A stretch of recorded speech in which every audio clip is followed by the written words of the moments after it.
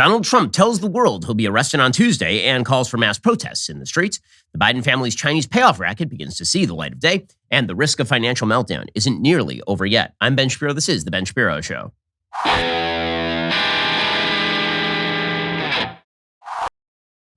The Ben Shapiro Show is sponsored by ExpressVPN. Protect your online privacy today at expressvpn.com/Ben. Alrighty, well, Donald Trump lit the fuse. He lit that rocket. And now we are going to explore whether, in fact, Donald Trump will be arrested tomorrow. So Donald Trump, over the weekend, he announced on Truth Social that he was about to be arrested imminently.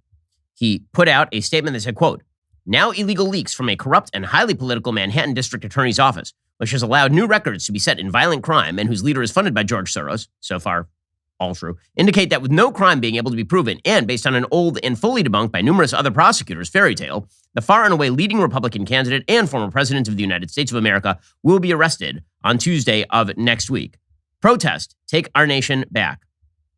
Okay, so he's announcing, we have no other information that he's going to be arrested on Tuesday, but he's announcing that there's a leak that is saying that he's going to be arrested on Tuesday. And then he continued by saying, Biden wants to pretend he has nothing to do with the Manhattan DA's assault on democracy when, in fact, he has stuffed the DA's office with the Department of Injustice people, including one top DOJ operative from D.C. who's actually running the Horseface witch hunt. Horseface is his name for Stormy Daniels. Bragg is a Soros racist in reverse who is taking his orders from D.C. I beat them twice, doing much better the second time, and despite their disinformation campaign, they don't want to run against Trump or my great record. So his theory, apparently, is that not only is he going to be arrested, the reason he's going to be arrested is so the Democrats can stop him from running. We'll get to the actual political implications of a possible arrest itself, but we have to begin with the information. So Trump is the only person so far, including the DA, who's come out and said that he's going to be arrested on Tuesday. Now, there was speculation late last week that there was a possibility that as a grand jury investigation continues in New York, the possibility of an indictment was growing. However, there has been no actual leak from the DA's office to the public about the possibility of Trump being arrested, which suggests that somebody from the DA's office must have called Trump and asked him to turn himself in. But even that is sort of up in the air. At this point, we just don't know what we don't know. And as it turns out, there are still witnesses who have to testify before that New York grand jury. So the highest likelihood at this point, just from a pure procedural standpoint, is that Donald Trump heard a rumor from a friend of a friend, and that friend of a friend said, you're going to be arrested on Tuesday. And Trump, not having any sort of filter, just went directly to Truth Social and put that out there. But we have no other corroborative information that he will, in fact, be arrested on Tuesday. Now, that's not to say he won't be arrested. He could certainly be arrested on Wednesday, Thursday, Friday, Saturday, the following week, right? Anytime that could happen. And again, Alvin Bragg in New York, the DA there, who is, in fact, Soros elected. He's a person who's funded by George Soros, a very left-wing prosecutor. He's sort of implied that an indictment is on the table for Trump in the near future. But this set the entire world ablaze, obviously, because when the former president of the United States and the current frontrunner in the Republican nominating race announces that he is likely to be arrested by a hardcore Democrat prosecutor in New York over a crime that was allegedly committed back in 2016, and you may have checked your calendar recently, it is now 2023. And the statute of limitations on a misdemeanor in the state of New York, on a New York State misdemeanor, is 2 years, which would have ended this thing in 2018. And the statute of limitations on a New York felony is 5 years, which would have ended this thing in 2021. And the only way to extend beyond that statute of limitations is to somehow hook Trump's behavior from 2016 into a federal campaign finance felony. That would be the only theory under which you could do this sort of thing. This starts to look really dicey in the first place. And it also does look politically motivated because we've had too many prosecutors who've come out and they've said that we are going to get Trump, right? We had Letitia James, when she took office as Attorney General of New York, officially say, like in her opening statement, we're going to get Trump. We're going to go after him, which, by the way, is not how you go after crime. The way that you typically go after crime is you find a crime and then you prosecute the person who committed the crime. You don't find a person you would like to prosecute and then you figure out which crime they have committed. But it seems like there are a lot of prosecutors out there who have done this. Now, Trump has opened himself up on a wide variety of scores by using what would be at best dicey behavior, but that two things can be true at once. That dicey behavior can be dicey and also not criminal, as we've seen multiple times in the past. And we'll get to legal predicate for the kind of charge that Alvin Bragg would be trying to bring against Trump. And we'll show that that legal predicate really does not exist. There'd be a novel legal theory if carried to fruition. So according to the Associated Press, even as Trump's lawyer and spokesperson said there had been no communication from prosecutors, Trump declared in a post on his social media platform he expects to be taken into custody on Tuesday. Again, this is why I say I think Trump is just kind of speaking off the cuff as per his usual arrangement. I don't think this is a planned statement. I don't think there was a leak directly from the New York DA's office to Trump. It sounds like this went through a process of telephone. And finally, Trump got the information that he was going to be arrested on Tuesday, and he put that out there. But as I say, there's still process to take place. Business Insider is reporting that a possible Donald Trump hush money indictment is on hold until a final witness even testifies before a Manhattan grand jury on Monday afternoon.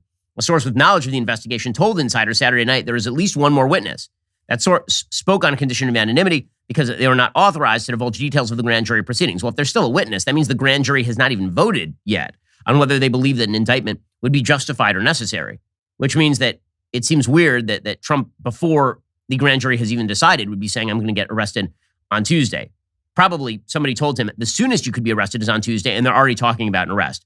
The source declined to identify the witness, whose testimony will cap a 2-month grand jury presentation by prosecutors under District Attorney Alvin Bragg.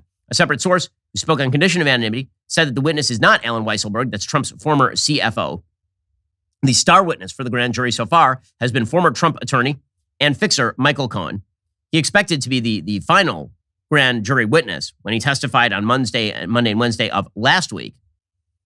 Okay, so bottom line is that the Trump's timing may be off. Now, that doesn't undercut the fact that if he is indeed arrested, it's going to be an absolute bombshell in the middle of American politics, the presidential race, and law enforcement generally. We'll get to more on that in just 1 second. First, let's talk about the fact there are a lot of people out there that you just cannot trust. I'm talking about big tech. I'm talking about big government. You know what all these places have in common? They would love your data. Love it. They make money off your data. In fact, they need your data in order to monetize themselves. That's why these big free tech services, they're not really free. They're grabbing your data, they're repackaging the data, they're selling the data to advertisers, they're making that data available to the government. This is why I use VPN, and you should as well. It is no secret that the big tech monopoly is manipulating us, whether it's through algorithmic changes, demonetization, or shadow bans. This is why the left considers Elon Musk a threat to freedom, because he might break that monopoly. Well, you can break the monopoly as well by using ExpressVPN. If you've ever wondered how those free-to-access tech giants make their money, the answer is they track everything. Don't let them do it. ExpressVPN is an app that anonymizes your online presence, making it much more difficult for big tech companies to track and sell your data. They also encrypt 100% of your network data and protect you from cyber criminals. I use ExpressVPN on all my devices. If, like me, you believe your online activity is nobody else's business, get the VPN I trust at expressvpn.com/Ben. Again, that's EXPRESSVPN.com/Ben. Get an extra 3 months for free. expressvpn.com/Ben. Okay, so again, Trump announces that he is likely to be arrested on Tuesday, and then he put out another post saying, quote, "It's time." This is all capital letters. "It's time," 3 exclamation points. "We just can't allow this anymore. They're killing our nation as we sit back and watch. We must save America. Protest, protest, protest." And this, of course, led the entire media to immediately jump into, he's going to start another insurrection. It's an insurrection. It's an insurrection. First of all, there's nothing illegal about calling for people to protest. If there were, then the entire Black Lives Matter movement would have never got off the ground in June of 2020. Democrats love protests until they are protests of things that they don't particularly like, at which point it becomes a threat to democracy. Trump saying protest does not mean that he is calling for a violent insurrection against anybody. You know how I know? Because there's an actual crime in the United States called incitement. You can be prosecuted for it. If you say to your neighbor, you should go out and you should commit an act of violence against Bob, and then he goes out and commits an act of violence against Bob, then you will be prosecuted for incitement. It is not incitement to say protest, protest, protest, even in all capital letters, even if it's Donald Trump, even if there are lots of exclamation points. So let's go through a little bit of the actual case here with regard to what's happened. So first of all, Michael Cohen, who would be the chief witness in all of this, and who himself has been, I believe, convicted of perjury. And he lied when he was talking about his taxes and all of this. And he pled guilty to campaign finance fraud. As we'll talk about, that has implications for Trump's actual case, because those two cases are one and the same with regard to Stormy Daniels. But he was also convicted for hiding money from the IRS and all the rest. Michael Cohen says Trump isn't doing this because the DA leaked. He's doing this because he's essentially leaking the fact that he's going to be arrested. Okay, whatever. Here's Michael Cohen.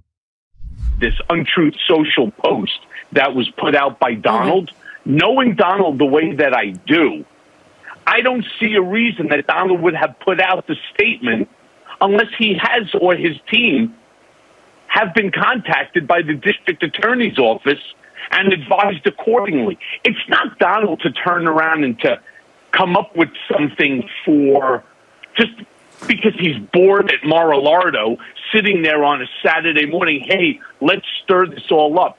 And I'll tell you something else about when I read that post. It's eerily similar to the battle cry that he put out just prior to the January 6th insurrection. Okay, that sort of stuff is super tiresome. Super tiresome. And the reason that it's super tiresome, of course, is because saying that you want people to protest is not the same thing as saying that you want them to commit acts of violence. I will say, every time I hear Michael Cohen, I can't help but think of the Donald Trump tweet, maybe my favorite Donald Trump tweet of all time. And there's a long list. I mean, Donald Trump's Twitter feed is just lit. But Donald Trump, August 22nd, 2018, quote, "If anyone is looking for a good lawyer, I would strongly suggest you don't retain the services of Michael Cohen." One of my favorite tweets of all time. Of course, Donald Trump has a habit of not hiring the best people. I mean, let's just put it out there. Half the people who he's hired, he's either fired because he thought they were incompetent or have ended up, being prosecuted. In any case, Michael Cohen, as it turns out, was not a good lawyer. And this is what is going to lie at the heart of this particular case, is what did Trump know and when did he know it and what was going through his head when he authorized a payment from Michael Cohen to Stormy Daniels. So, to recap this rather salacious saga, the story here is that way back when, Donald Trump likely stooped Stormy Daniels, who was a former porn actress. This is 2006. And all the way back to 2006. This is 10 years before Donald Trump was running for president. And he was at some sort of golf event. And he hit on Stormy Daniels. And then he essentially invited her to his hotel room, implying that he would cast her on The Apprentice. And then he had sex with her. And she waited for like years on end for this because Donald Trump was not exactly known as, Captain Monogamy. This has never been Donald Trump's brand. Donald Trump's brand has never been that he is a particularly holy man when it comes to his wedding vows. And so there's really no there there. There was no actual story there with regard to Stormy Daniels screwing Donald Trump, because after all, Donald Trump for several decades screwed anything that moved. And then he married half of those people. So in any case, that was not a story. It became a story in 2015 when Donald Trump started running for president. When that happened, Stormy Daniels saw a paycheck. And at that point, she was like, okay, I've got a story to tell. She, of course, is not the only person who said that she had a story to tell during the time. There's also Karen McDougal, who's a former Playboy playmate who had also allegedly had some sort of affair with Trump. And she also started retailing her story. And all of this got very much tied up with both the campaign and with monetary payoffs. Even the New York Times recognizes, by the way, that any of Trump's conduct with regard to authorizing Michael Cohen to pay Stormy Daniels, even that would not be illegal. It would be salacious and kind of gross, but it wouldn't be an actual crime. As the New York Times, this is the New York Times, this isn't me. Okay, the New York Times, which hates Donald Trump and would love nothing better than to see the guy perp walk. They would love to see him with the picture with the numbers in front of the police screen, the whole deal. Even the New York Times is like, yeah, this case is not really amazing. Quote, "It would not be a simple case. Prosecutors are expected to use a legal theory that has not been assessed in New York courts, raising the possibility a judge could throw out or limit the charges. The episode has already been examined by both the Federal Election Commission and federal prosecutors in New York. Neither took action against Mr. Trump." That includes Cyrus Vance, who is very much motivated to attack Trump. Trump, for his part, denies ever having had sex with Stormy Daniels and said he did nothing wrong.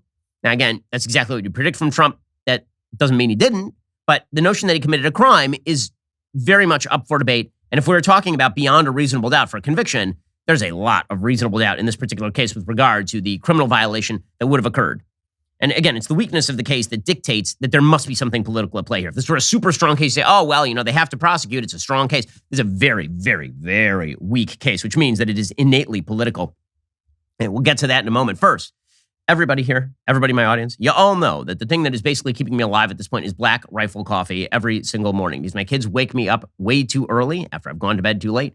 And then I have to get up, I have to prep for the show, gotta get ready for the day. Black Rifle coffee is the thing that allows that to happen. Black Rifle coffee is fueling Americans before they go out and do epic things with their lives. Their ready-to-drink cans are crafted for convenience without losing quality. If you want a Spartan-level caffeine kick, try Ready-to-Drink 300, made with 300 milligrams of caffeine per can and an electrifying blend of MCT oil and amino acids that will supercharge your day. Ready-to-Drink 300 packs a serious caffeine punch backed by high-quality ingredients. It comes in a bunch of delicious flavors, caramel vanilla, rich mocha, and more, each unique flavor combined with a large dose of Wake the Hell Up. Whether you need a boost before you hit the gym or a caffeine jolt to carry you through your shift, just grab a can and go. Head on over to blackriflecoffee.com. Use promo code Shapiro at checkout for 10% off your order. That's blackriflecoffee.com. Use promo code Shapiro for 10% off. You can also find Black Rifle Coffee in grocery and convenience stores near you. It's America's best coffee. Go check them out right now. blackriflecoffee.com. Use promo code Shapiro. Get 10% off your order. Okay, so let's get into the legal case. So Trump, apparently, the campaign happens,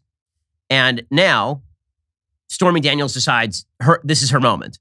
This is her moment. Now, since 2000, Trump had been flirting with running for president, right? He thought about it in 2011. He thought about it in 2000. He thought about it like over and over and over again. So in 2011, when Trump was talking about running for president, you remember he actually flirted pretty strongly with it in 2011, 2012. Daniels began working with an agent to see if she could sell the story of their liaison because, hey, make a buck while you can. And they negotiated, according to the New York Times, a $15,000 deal with Life and Style, a celebrity magazine, telling its reporters that Daniels believed Trump's offer to make her a contestant had been a lie. The reporter asked her, just to impress you, to try to sleep with you? Yeah, said Miss Daniels, and I guess it worked. Oh, you mean a powerful man offered the possibility of a career boost and you went for it? Wow. Shocking. When the magazine contacted the Trump Organization for comment, Michael Cohen, who was Trump's attorney at the time and now a convicted perjurer, returned the call. A lawyer who had joined the company just 4 years earlier, Cohen had become Trump's fixer. Trump dropped out of the race. He continued hosting The Apprentice. That October, Daniels' story actually surfaced briefly because they tried to leak it to a gossip blog called The Dirty. A couple of media outlets followed up and then offered payment because after Trump was no longer running for president, no one frankly cared. A couple of media outlets followed up and then offered payment, and Daniels actually at the time denied the story. And then in 2015, of course, Trump crops up again in the political eye, and Daniels once again is like, hey, I can make some moolah off that one time that I stood the president-to-be. So she tried to sell the story again in spring 2016, knowing that Trump was in the headlines, this time for more than $200,000. All of the publications that she approached passed, including the National Enquirer, at about the same time. Karen McDougal, former Playboy playmate, also began thinking, how do I make a buck off the fact that Donald Trump slept with me in 2006? He had a busy year in 2006. I believe he married Melania in 2005, and then, according to Karen McDougal and Stormy Daniels, in 2006, he had sex with both of them. So it was a busy year. Was 2006 midterm elections, Iraq War, beginning of the Sunni insurgency, the Shia insurgency, and Donald Trump nailing pretty much everything. In 2016, with her modeling career flagging, McDougal hired Mr. Davidson, the same lawyer who'd helped Stormy Daniels remove the 2011 blog post, and then they approached the National Enquirer. The National Enquirer essentially tried to buy up these stories in order to silence them because the person who ran the National Enquirer was good friends with Donald Trump. So the people, according to the New York Times, surrounding Stormy Daniels immediately realized that Trump's new vulnerability made her more of a threat and gave her story value. And Davidson, the Los Angeles lawyer, was also friendly with Stormy Daniels' agent, Gina Rodriguez, and with the Enquirer's editor. On the day after the Access Hollywood tape, the famous grab him by the bleep tape emerged, these two lawyers texted about the damage it had done to Trump's campaign, and then they asked for a pitch. These lawyers asked Stormy Daniels' agent to send another pitch for the National Enquirer at the time. 3 days after the Access Hollywood tape, and here we get into the actual legal issue, Michael Cohen agreed to pay $130,000 to Stormy Daniels in a deal that threatened severe financial penalties for Daniels. It was essentially an NDA. They were paying her for an NDA. Cohen delayed paying. Apparently, he said he was trying to figure out where to get the money while Trump campaigned. So according to Cohen, Trump had approved the payment and delegated to him and the Trump Organization's chief financial officer the task of arranging it. They considered options for funneling the money through the company, but they didn't settle on a solution. Stormy Daniels started to think, hey, maybe the current presidential candidate is waiting until after the election in order to pay me off, because if the election is over and he loses, that story no longer has any value at all. And so instead, Daniels' lawyer canceled the deal and the porn actress began shopping the story again. Cohen finally agreed to make the payment himself. He spoke briefly by phone with Trump twice and then transferred about $130,000 from his home equity line of credit into the accounts of a Delaware shell company. And Cohen, again, ends up being charged and pleading guilty to campaign finance violations. The idea being that he gave a contribution to the Trump campaign by paying off Stormy Daniels by himself, but didn't report it as a campaign contribution. And in the original filing with regard to his campaign finance violations in 2018, the suggestion was made in the filings that Trump had essentially incentivized Cohen to do that and therefore could have been implicated in campaign finance problems. So why in 2018 wasn't Trump actually, why exactly wasn't he arrested at the time? Well, there are a few problems. Okay, the problem number one is that it's totally unclear whether Trump would have actually been able to be convicted on that charge, given the fact that he had multiple reasons to want Stormy Daniels' story not to come out. One could have been the election, so he could theoretically say this was a campaign expenditure. It should have gone through his campaign arm. The second is, it wasn't a campaign expenditure. And so if he'd used the campaign arm, that would have been campaign finance fraud, right? The reason that he wanted to shut down Stormy Daniels' story is because he didn't want Melania finding out, because embarrassing Melania, right? That's the so-called Melania defense that people have been talking about. And so, again, the violation here is just unclear on a wide variety of issues. Hans von Spakovsky of the Heritage Foundation And he says if the state charges are based on a supposed violation of federal campaign finance law, the Manhattan DA is way off base.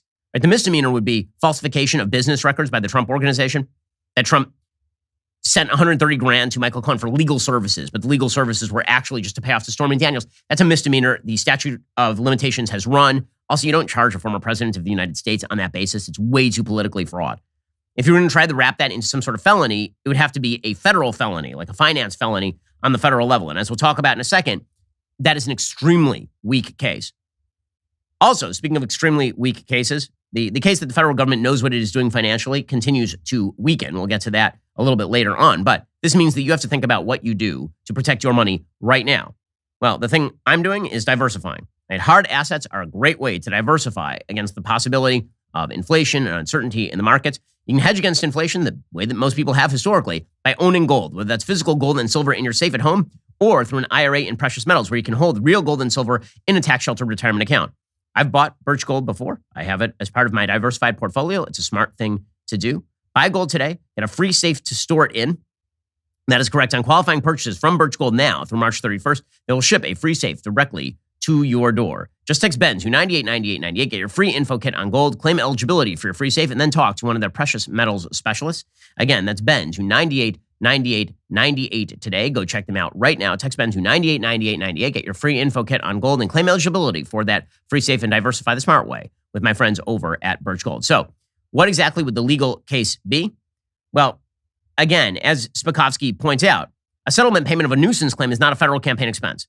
So if you're just paying settlements to a bunch of ladies who you banged at one point, that's ugly, but it's not actually a federal campaign expense. And the state DA has no authority to prosecute a federal campaign finance violation in any event. So they would have to say falsification of New York State Records Act in combination in order to cover up a federal campaign finance violation.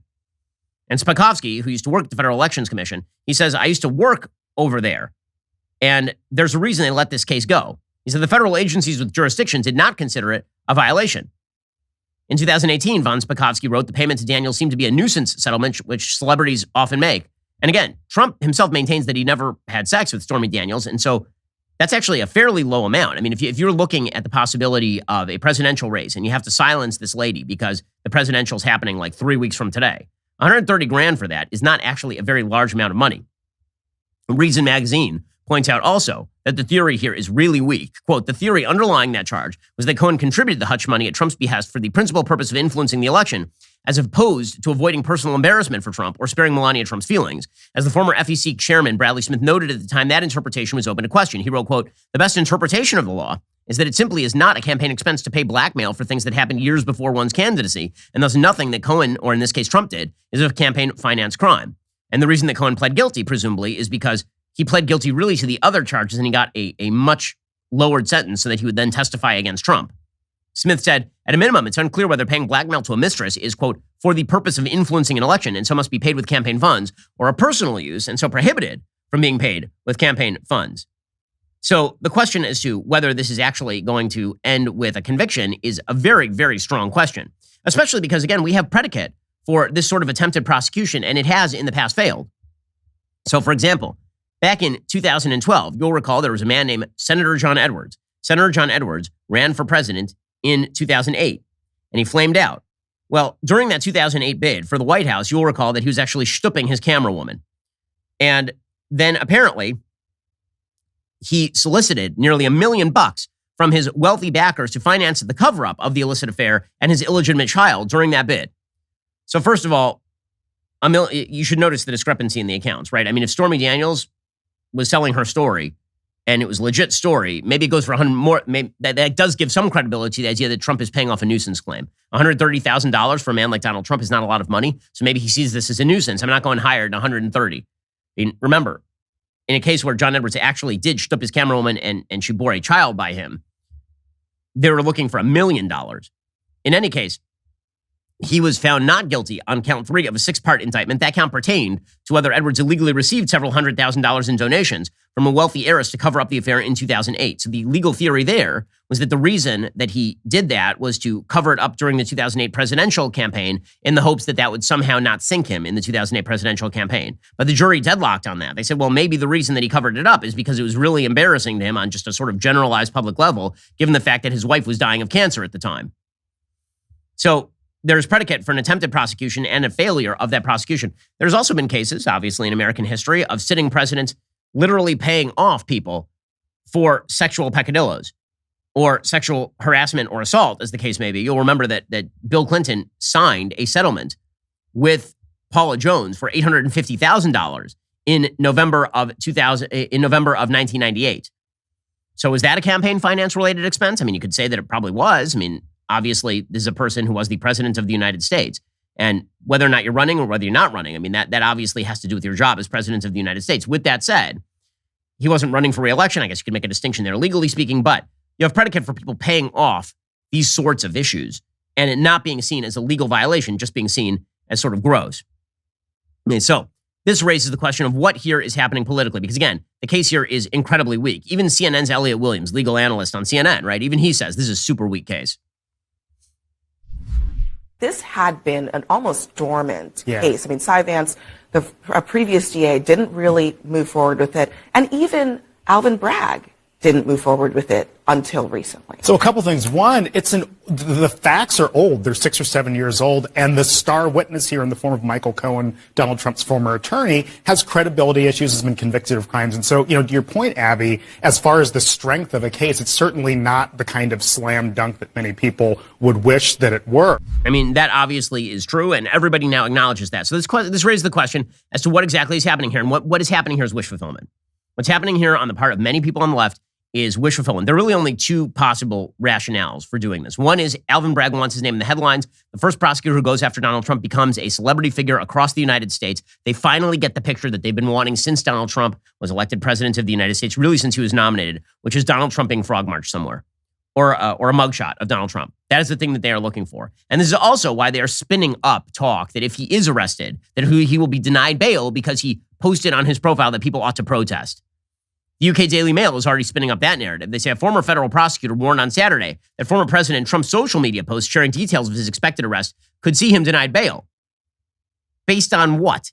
So Glenn Kirshner, MSNBC legal analyst, has compared the all-caps rant to his posts leading up to the Capitol riot on January 6, 2021, and said it could affect the terms of his release. He speculated a judge could interpret Trump's post as an attempt to incite a crowd to riot. He said, I would slap a government exhibit sticker on this post and I would introduce it at his criminal trial. Okay, now, I understand that y'all want him to languish in jail. He's getting bail.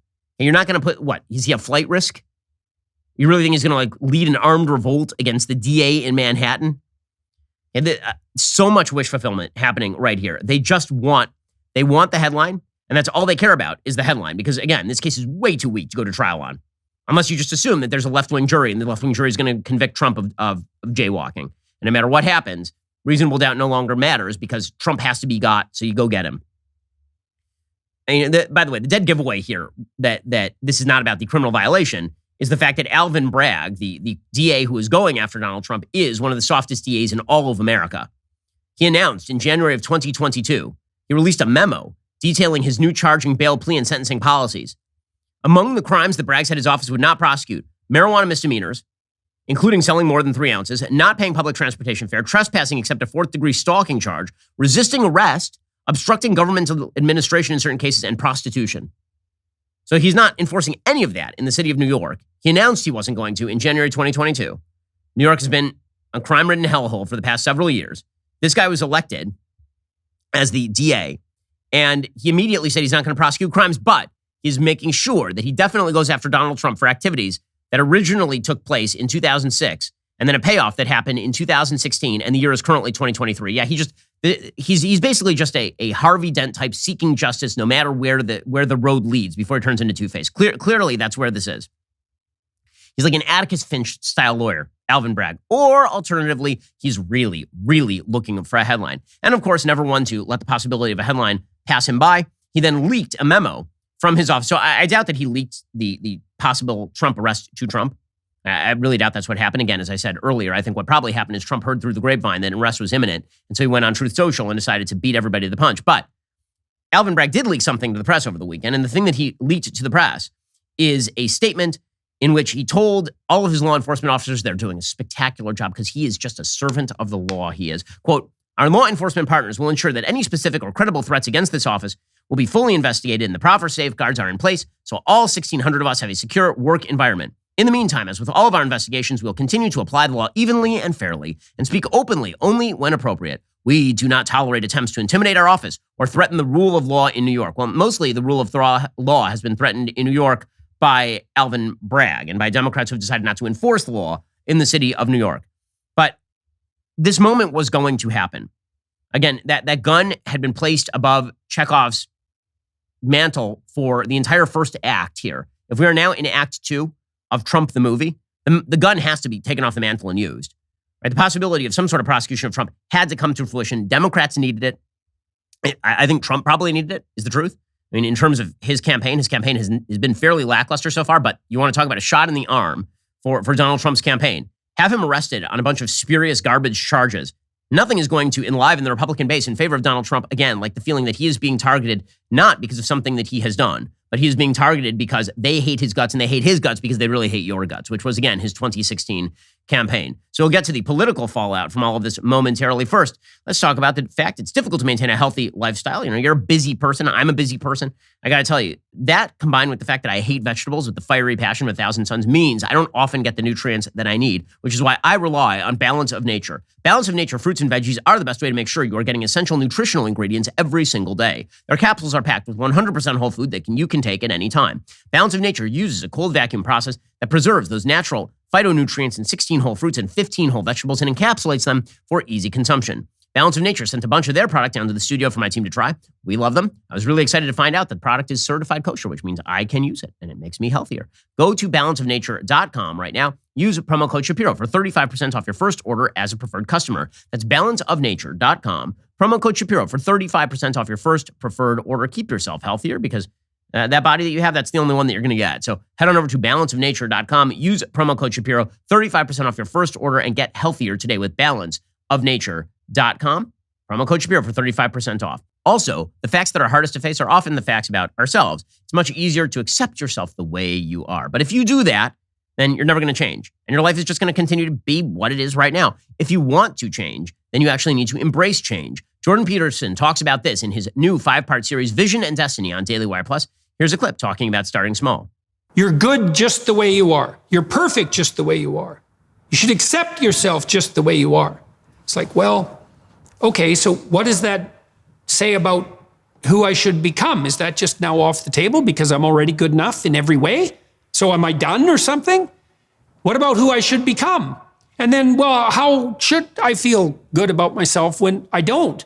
Because I'm not getting along with myself. I'm anxious and hopeless and nihilistic and depressed, and I'm not getting along with other people. So how is it that that's all somehow something I should feel good about without being deluded? And these are complicated questions because you don't want to beat yourself with a stick, which might be the opposite of that. So, well, feel bad about yourself. It's like, no, be judicious and merciful with yourself and think that you need to accept yourself in some way, the way a mother accepts a child. But the maternal spirit is not the only spirit that governs the love that a child requires properly. You have the paternal spirit of encouragement as well, which is, well, we need to shelter and protect you and to provide for your security the way you are, but you could be a lot better and should be, and I have faith that you could be. It's excellent stuff. Jordan is really attuned to the fact that if you want to change, you have to embrace the fact that you're not perfect the way that you are. The 5th and final episode of Vision and Destiny is out now, exclusively for DailyWire Plus members. Join now at dailywire.com/subscribe to watch Vision and Destiny. So obviously this is very political on the part of people on the left who, again, would love nothing better than to see Donald Trump go to jail for a very long time. It's also political on the part of some people on the right who are calling for other Republicans to comment on an arrest and an indictment that hasn't actually happened yet. So the proper response at this point from Republicans is nothing. I mean, the proper response is it would be absurd to prosecute Donald Trump from what we know on anything remotely like these charges. Also, he hasn't been arrested yet. And so let's all move on with our lives. Kevin McCarthy did, in fact, tweet out something like that. He said, "Here we go again. An outrageous abuse of power by a radical DA who lets violent criminals walk as he pursues political vengeance against President Trump. I'm directing relevant committees to immediately investigate if federal funds are being used to subvert our democracy by interfering in elections with politically motivated prosecutions." All right, that's perfectly legit from the Speaker of the House. Again, he is sitting in Congress right now, and he's the Speaker of the House. Meanwhile, Mike Pence, who is the former vice president to Donald Trump and running pretty hard against Trump for the presidential nomination at this point. I mean, he's made very clear his disapproval of Trump on a wide variety of scores. Even Pence is like, yeah, no, this is nonsense. The idea of indicting a former president of the United States is deeply troubling to me, as it is to tens of millions of Americans, and particularly happening in what appears to be a politically charged environment in New York, where the Attorney General and other elected officials literally campaigned on a pledge to prosecute the former president. My part is going to be to represent. No one is above the law. I'm confident President Trump can take care of himself. My focus is going to continue to be on the issues that are affecting the American people. Okay, that is a proper answer from Mike Pence. There's an entire article in the New York Times, however. Trump allies pressure DeSantis to weigh in on an expected indictment. Why? I have a question. Why? I mean, first of all, Donald Trump is out there calling Ron DeSantis Meatball Ron and talking up Charlie Crist, and apparently his people are investigating Casey DeSantis and all this, and they're like, but why won't he defend Donald Trump? Okay, so first of all, like, give me a break. Politics is politics. Can we stop pretending that this is a patty cake convention? It's just absurd. But beyond that, has any other sitting governor commented on this? Like a single one?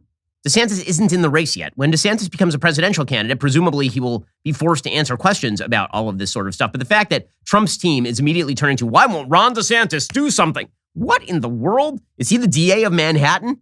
Did I miss the part where he is the governor of New York? Did I miss the part where he's an elected federal official? He is not. There's an entire article in the New York Times about this, though. Because, again, it's like Jason Miller, the former president's senior advisor, said on Twitter the Trump team was taking note of DeSantis' radio silence about the likely indictment. I'm sorry, that's ridiculous. He's the governor of a state. Name another governor who's commented so far. Can you? You cannot, because it doesn't exist.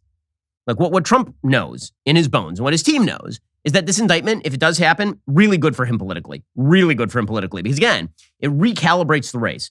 The entire, as I've said before, the entire basis of Donald Trump's 2016 election was very simple. They hate me because they hate you. Right? The reason they're coming after me, I was their buddy. Hillary Clinton came to my wedding. Like, I was friends with all these people until the moment I declared that I was on your side. And at that moment, they began to target me, and they never stopped targeting me. Not only during the election cycle, but also during my presidency. And by the way, he was right. They did target him throughout his presidency. You had members of the FBI who were targeting him with nonsense like the Steele dossier. You had people like James Comey who were essentially bootstrapping into existence entire Russian collusion investigations based on nonsense and then leaking them to the press. You had all sorts of garbage that was just being dumped on Trump day in and day out because he was a Republican and because he didn't stand for the same principles that the New York Times wanted him to stand for. And that was a pretty good campaign. And then in 2020, Donald Trump ran a very, very poor campaign. He ran a poor campaign on COVID. He ran a poor campaign with regard to the riots. It was just a fragmentary campaign, and he lost. And then his entire campaign became, I didn't actually lose, right? And you all have to stand out there and take the bullet for me. Well, here is the thing. When he gets arrested and indicted, he's not asking anybody to take the bullet for him. At that point, everybody immediately reverts back to teams. And everybody says, well, the reason you're going after him is because this is obviously a BS case and you want him off the playing field. And so it's actually quite good for Trump, politically speaking, to be indicted. And everyone knows this. This is not any sort of secret in politics. You think his poll numbers among Republicans in a primary go up or down after he's indicted? Obviously, they go up. A lot of people immediately revert to, if the Democrats hate that guy enough that they are trying to arrest him, then probably we need to back him. Right? That is just going to be the natural consequence of this. And so the notion that Trump is going to, pay any sort of severe political price for being indicted, I think is an absolute lie. Does that mean that Trump wants to be that? No, I don't think anybody wants to be indicted. But to pretend that it's not going to have an impact on the race is silly. And again, that is the reason why there are fundraising emails that went out over the weekend for Donald Trump predicated on the indictment. Just from a political point of view, it's not a terrible thing for Donald Trump to be indicted if you are Team Trump and you want him nominated in 2024. That, again, is why the focus is now turned to what are all the Republicans saying about Donald Trump, as though their world has to revolve around whatever legal problems Donald Trump is having today. Now, again, there is something to the idea that Republicans over time, and as they are called upon to do, will actually, once he's indicted, I promise you, Ron DeSantis and every other Republican is going to speak up about it because it will be the number one issue in the country. But you can't do that based on him simply putting out a Truth Social with no actual verified indictment or arrest at this point. Meanwhile, for the left, again, this is orgasmic fantasy land for the left. They've been waiting for years for this. You have Rachel Maddow, who's now attempting to spin up and bootstrap into existence the possibility of an actual armed revolt led by Donald Trump over this indictment. Here's Rachel Maddow on MSNBC. Is this good for Trump politically? Because he is right now a declared candidate for president. Yes. I mean, I think that he's banking on it being something that helps him, but he is playing with a fire that he doesn't know how to contain and that nobody knows how to contain, right? I mean, I think it is a little unnerving that his first political campaign appearance for his 2024 run is in Waco. Again, doesn't have to be the end of the world for him and could potentially be a positive for him. But if he's asking for a militant, racially tinged, violent response from his followers, that's something that won't be good for him. She's breathless about this. I mean, honestly, they're breathless about this. This is what they want. Because again, the entire Democratic pitch since 2020 has been Republicans are about to end democracy. So, you know, it looks a lot like a threat to democracy when rogue prosecutors start indicting the leader of the opposition party. That starts to look a lot like a threat to democracy. And so the best thing to do is projection. Well, he's going to threaten democracy. And we're arresting him for no apparent reason, and we're going to try and put him in jail, and we're all going to celebrate in the streets. If he says protest, that is a threat to democracy, man. That guy is trying to lead a racially tinged armed rebellion. Yeah, based on what? Protest, 3 exclamation points on Truth Social? Sure, guys. But again, it is all just wish casting at the highest level. Same thing from CNN's Ron Brownstein. If you think this is something they dread, they don't. This is something they would love nothing better than. If this materialized, they'd be over the moon. And your reaction to Trump's claim that he will be arrested Tuesday, his calls for protests, and by the way, the Manhattan DA's office still not confirming that there is any imminent arrest or indictment that is scheduled for Tuesday. Well, obviously, the larger point is the one, Fred, that you mentioned. If you are the most sympathetic observer possible to Donald Trump and you do double backflips, you can find some credence in his argument that on January 6th, he did not know that his language would lead to violence. But January 6th has now happened. He knows the effect of the language that he used that day and how it led to violence. And here he is coming very close to that language again. It makes it very hard to avoid the conclusion that he is willing to use the threat of violence as part of his political strategy. Okay, by the way, this is also a wonderful way for them to backfill an entire rationale for arresting him in the first place. The man is, it's completely circular. He's so dangerous that we have to arrest him. And then if he protests his arrest, then that's unbelievably dangerous, which is why we have to arrest him. It's incredibly circular. So you can see what the left is doing right here.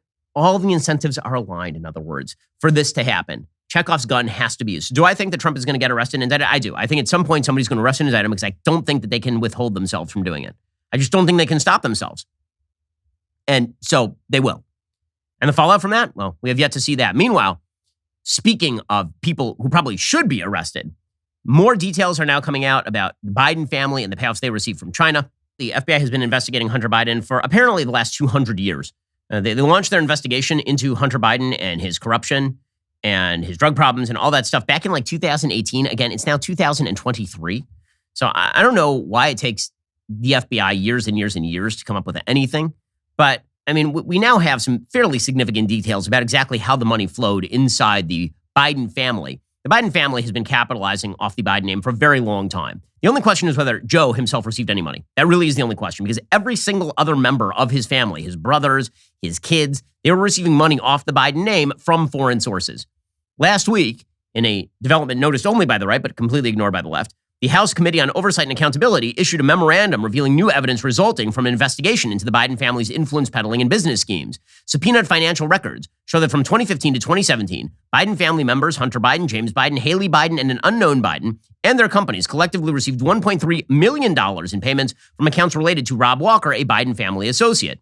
Notably, on March 1st, 2017, less than 2 months after VP Joe Biden left public office, State Energy HK Limited, a Chinese company, wired $3 million to Rob Walker's company. The next day, the company wired $1 million to a company associated with James Giller, another Biden family associate.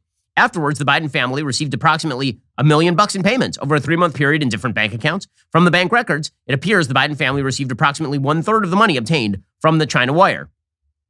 And apparently it went to Hunter and James, and also to Haley Biden. That would be the widow of Beau Biden and the person with whom Hunter Biden then had a sexual affair, and also an unknown Biden. If ever we get the full details as to how the money flowed, I'd be a little surprised if none of the money ever flowed to Joe, considering he's lived high on the hog for decades at this point on a government salary. It's pretty impressive. But again, this sort of stuff will be largely ignored, and there will be much attention paid to Hunter Biden suing a laptop repair shop owner citing an invasion of privacy. Now, Hunter Biden has filed a sweeping countersuit, according to the Washington Post, against the computer repair shop owner who said that Hunter dropped his laptop off and never claimed it. A legal action that escalates the battle over how provocative data and images of the president's son were obtained nearly 4 years ago. Now, I thought that these were fake. I thought it was a Russian plant, right? I mean, I was informed of that back in October of 2020, is that this was definitely a Russian ops thing, or that fake images were placed on Hunter Biden's computer. Now we're learning that Hunter Biden is upset that it was an invasion of privacy. We can't have it both ways. Either it was fake and it's not an invasion of privacy, it's fraud, or it's real and it's an invasion of privacy. The answer is it's neither. It's both real and not an invasion of privacy, because it turns out that when you, in a cocaine-addled stupor, drop off your laptop at a repair shop and then leave it there for the next 5 years or whatever it was, and then the repair shop owner turns it over to somebody, at a certain point, it's no longer your property. If you leave your car in the impound lot for 4 years, it's not going to be there when you get back. In the counterclaim filed on Friday morning in U.S. District Court in Delaware, Biden and his attorneys say John Paul McIsaac had no legal right to copy and distribute private information. Again, now they're admitting that it's all real. They accuse him and others of 6 counts of invasion of privacy, including conspiracy to obtain and distribute the data. The lawsuit could draw further attention to a sordid chapter in Hunter Biden's life. Has there been a non-sordid chapter in Hunter Biden's life that we haven't heard about yet? He is the smartest person that Joe Biden knows. Again, there be demons here. And as the investigation continues, I would, again, be kind of shocked if nothing emerges about Joe. Even CNN's Aaron Burnett was like, yeah, none of this looks fantastic for the Biden family. On a certain level, just as a layperson, you hear this, and it doesn't sound good. There's a guy whose name is John Robinson Walker. He gets $3 million from a Chinese space company and proceeds to wire it out to a bunch of people named Biden, one of whom is Hunter Biden. Another one is a company that belongs to the president's brother, James Biden, and another amount of money to Beau Biden's widow, Hallie. So, again, from a layperson, that doesn't look good. Meanwhile, we have been told that the global economy is on solid footing. Everything is going to be just fine. That is not true. That is not true. The entire global economy was based on inflated currency and overweening spending for the past several years, and the bill comes due eventually. IMF, International Monetary Fund chief economist Ken Rogoff, said as much, said the global economy is about to hit the skids over the weekend. Highly prescient articles that you wrote. This year alone, actually, the looming financial crisis for Project Syndicate very much sticks in my mind, though you didn't mention Silicon Valley Bank, so I'll deduct a point. In all seriousness, how worried are you? Well, I mean, I think the global economy is about to go through the ringer because interest rates have gone up, and there was this euphoria a few weeks ago that maybe nothing's going to happen, but I think we're going to get some kind of global recession. Well, yes, because as it turns out, when you raise the interest rates in order to quash inflation, you are going to get lack of liquidity in the markets. Lack of liquidity in the markets is going to have some significant downstream effects. And one of those downstream effects is actually the big get bigger. Now, this is the part that's hilarious, is that we reconstructed the entire financial system, supposedly, in 2007, 2008, so that we didn't have too big to fail.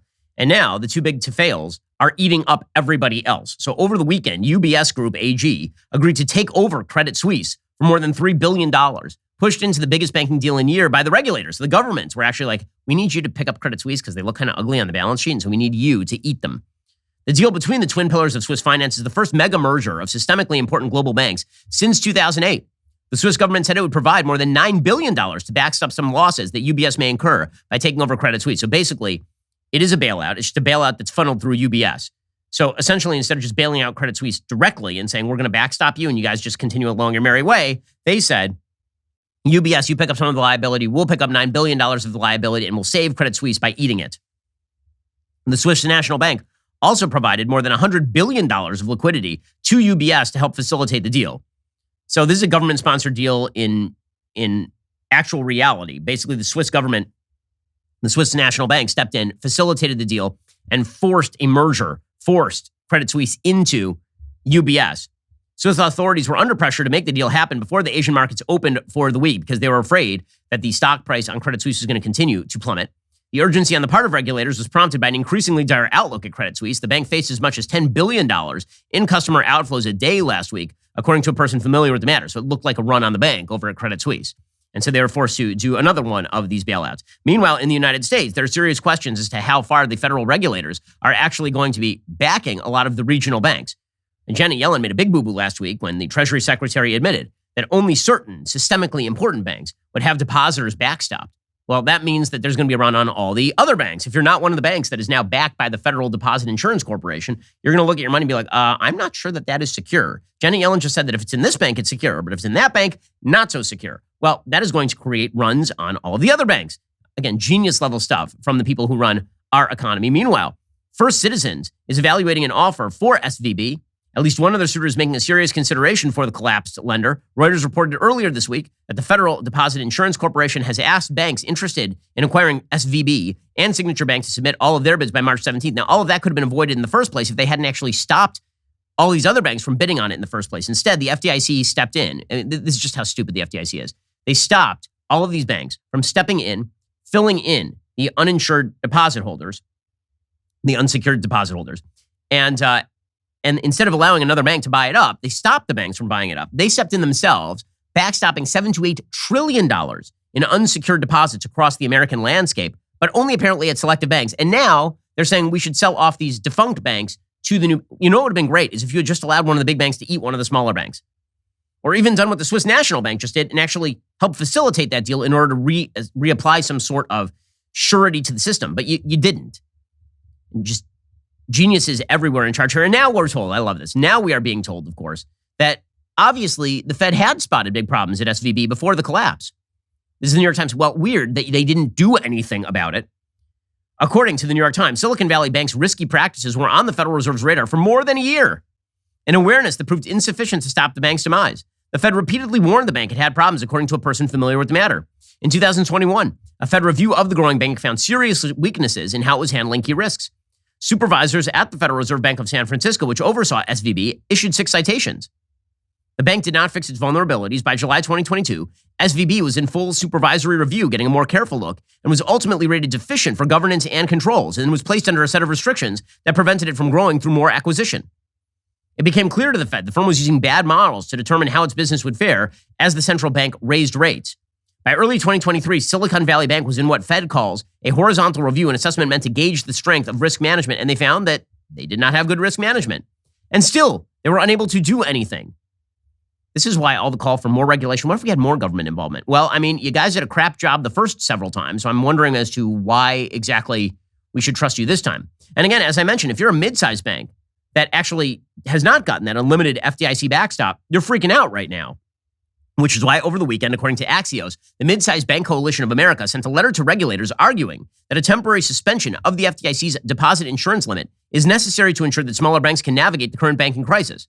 Because otherwise, what you're going to see is a bunch of the non-specials fail, and those are going to get gobbled up by the big guys. Amazing. These are the people that we're supposed to trust. We're supposed to trust them with everything. We're supposed to trust them with the banking system. We're supposed to trust them with inflation. We're supposed to trust them with the interest rate, all of it. We're supposed to trust them. Is there a way they haven't failed us at this point? Like, name the ways that the experts in charge have not failed us at this point. Okay, time for a couple things I like and then a couple of things that I hate. So, things that I like. Over the weekend, I got a subscription to a service called BritBox because I realized that there's a lot of really good British TV. I've viewed pretty much all the good American TV I think there is. And so British TV, there was something that came up on Amazon Prime called Time. It was with Sean Bean and with another actor who I think is one of the most underrated actors, working day Stephen Graham. You'll recognize him from Boardwalk Empire. He played Al Capone in Boardwalk Empire. This is a series called Time. It won a bunch of awards over in Britain. It aired, I believe, on BBC. And it is all about Sean Bean in prison. It's a prison show. It's a really first-rate show. Here's a little bit of the trailer. Have you been in prison before? No. First time for everything, eh? We're in here as punishment, son, not for it. I I'm your personal officer. Any problems, you come to me, right? So your lad's in love with prison boss. Is that a threat? Please get in here! It's a really, really good show. Sean Bean won some awards for it, and it's a show where Sean Bean doesn't die in the first 15 minutes of the movie, which is typically he dies in the first 15 minutes of the movie, even though he's a really, really good actor. So that is definitely worth the watch. Okay, other things that I like today. So this is just an amazing story. A CNN crew over the weekend was robbed while covering street crime in San Francisco. Which, oh, the irony. Oh, the irony. So CNN crew was trying to cover the issue of street crime, and a reporter named Kyung La tweeted out, got robbed. Again, Jason Keeler and I believe it's Jason Keeler. Jason Kraverick, a CNN producer, and I were at City Hall in San Francisco to do an interview for CNN. We had security to watch our rental car plus crew car. Thieves did this in under 4 seconds. Security stopped the jerks from stealing other bags, but seriously, this is ridiculous. Apparently, the security tried to grab the crooks, but ended up with an image of the license plate to the vehicle they drove off in. And she wrote, San Francisco is a beautiful city. This is our third day here. I've loved my time here. If you do visit the city, know that even with hired security watching your car, it is not enough. So just amazing stuff. Well done, San Francisco. As always, you've done a tremendous... But I assume that if Donald Trump had done anything in the city of San Francisco, the DAs would be looking into prosecuting him. This is where you start to lose the American people, folks, is when your law enforcement resources are not dedicated to making the lives of people in your cities better. They're dedicated to getting the political opponents of people who will make the DA more famous. At that point, a lot of people start to tune out. That's precisely what you're watching happening with Donald Trump. Street crime is worse than it's been in a long time in places like New York and San Francisco. And yet it seems like the resources are being devoted not to those issues, but to ancillary issues that light up Twitter, but don't make anybody's life actually better. Okay, time for some things that I hate. Okay, so over the weekend, the San Jose Sharks, who are the worst team in the Western Conference in the NHL, apparently they are bad at both hockey and also biology. And they decided that they were going to tweet out the San Jose Sharks. First of all, they changed their logo to the trans flag, essentially. It's a blue, pink, and white shark. And the hockey sticks that are crossed below the shark logo now have the Pride Progress flag on them. And they decided they were just going to tweet out a bunch of intersectional garbage about gender. Quote, worldwide, says the San Jose Sharks. And I need another update from Gushers on Black Lives Matter. That was my favorite. Is during Black Lives Matter when every corporation felt the necessity to speak up about systemic racism in the United States. And Gushers, you know, like the candy that you give to your kids in their lunch bag. Gushers was like, we also will speak up about Black Lives. It's like, you are a candy. You need to stop that. Anyway, the San Jose Sharks, they tweeted out, worldwide, gender diversity is seen far differently than it is in the Western world, or as you may know it. Most of us are familiar with the male, female, and transgender labels, but in other cultures, the existence of the third gender, or even fourth and fifth genders, is common. It's not. I mean, let me just put it this way. It's really, really uncommon across the world. In fact, you have to find like very, very random cultures in extremely small places that humor anything remotely like what they are talking about. And also, very often when they're talking about a third gender, they're talking about intersex people, which is not the same thing as saying that a man can be a woman or a woman can be a man. So the San Jose Shark says, the Mux gender is a respected third gender in Zapotec cultures in Oaxaca, Mexico, that has existed for centuries. Wow, I mean, that's a culture we've all heard of and has had massive cultural influence across the world. Yeah, probably they got it right. Gunaa are those who were born as men but who identify as women and are attracted to men. The Ngui are those who were born as men and are attracted to other men.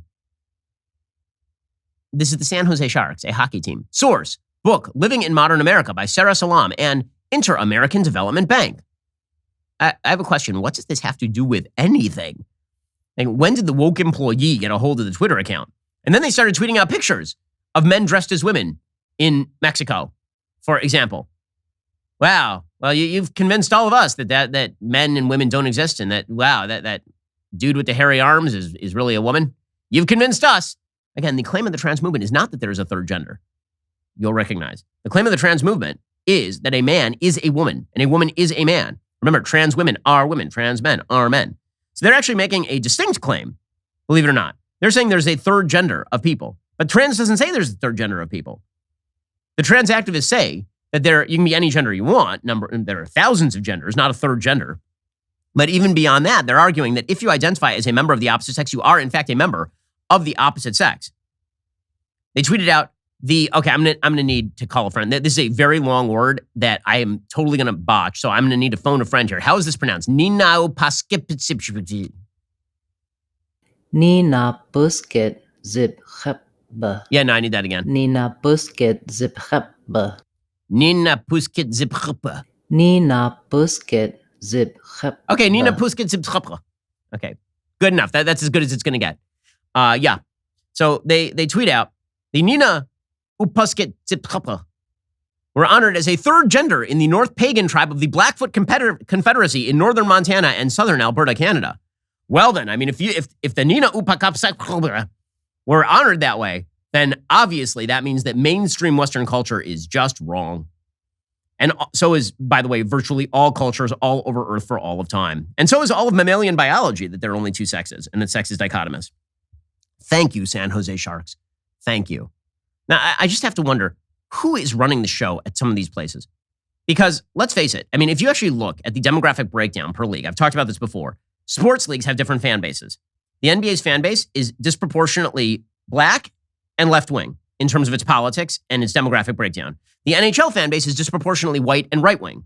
The NASCAR fan base is disproportionately white and right-wing. The NFL is pretty evenly spread. Right? Like, just this is not a statement about good, bad, or indifferent. That's the way it is. Who is the NHL trying to appeal to here? Who is in the NHL audience who's like, man, I need to know what the San Jose Sharks think about the Nina Upeksopa. I need it right now. I need to know. There's a bubble. The people who run these teams are in that bubble because in corporate America, everybody exists in a bubble that is far away from the regular Americans and far away from their own audience. They don't even know what they're talking about. Okay. One other thing that I hate today. So this is just a spectacular clip. So Robin DiAngelo, who is one of the great grifters of all time. She's the author of what is, I think, factually speaking, the worst book ever written, White Fragility. It is an awful, awful piece of garbage. If you want to see my full take on White Fragility, I did a YouTube video probably a year ago in which I went through White Fragility in detail. It's like a 35-minute breakdown, breaking down what is truly one of the most awful books ever put into the English language. And she was doing another one of these Maoist struggle sessions talking about how white people are terrible and also they carry the burden of having to fix all of Earth. So shockingly, white people are both terrible and also should have all the power, which is a very weird thing. And she drops this one. She basically says that black people should hang out with black people. So here's what she has to say. And then I'm a big believer in affinity space and affinity work. And I think people of color need to get away from white people and have some community with each other. And I'll let that go and maybe see if anyone else wants to pick it up. So she wants there to be a separate black space from the white space. Fascinating. I just want to play that one more time because then I want to contrast that with another thing that was said by a famous person recently that got that person's career ended. So here she is again. And then I'm a big believer in affinity space and affinity work. And I think people of color need to get away from white people and have some community with each other. And I'll let that go and maybe see if anyone else wants to pick it up. I think people of color need to get away from white people and have a space just for themselves, right? Now, imagine that she had said, I think white people need to get away from people of color and have a space just for themselves. Well, we don't have to imagine. Scott Adams said exactly that, and it ended his career. Here was his direct quote, right? But here's the quote with the races reversed, the way that Robin DiAngelo would. You tell me if you can spot a distinction between Scott Adams, if he'd been talking about black people getting away from white people, and what Robin DiAngelo just said, quote, if nearly half of whites are not okay with black people, according to this poll, not according to me, according to this poll, that's a hate group. I don't want to have anything to do with them. I would say based on the current way things are going, the best advice I would give to black people is to get the hell away from white people. Just get the F away because there's no fixing this. That's if Scott Adams had been talking about black people getting away from white people. And it is indistinguishable from what Robin DiAngelo is saying, except she says the word affinity groups a lot. The term affinity groups. Again, racism is just fine depending on who it is directed against. That is the rule of the day when it comes to the left. Alrighty, guys, the rest of the show continues right now. You're not going to want to miss it. We'll be getting into the latest with regard to Russia, Ukraine, China, and we'll be getting into the mailbag. If you're not a member, become a member. Use code Shapiro at checkout for 2 months free on all annual plans. Click the link in the description and join us.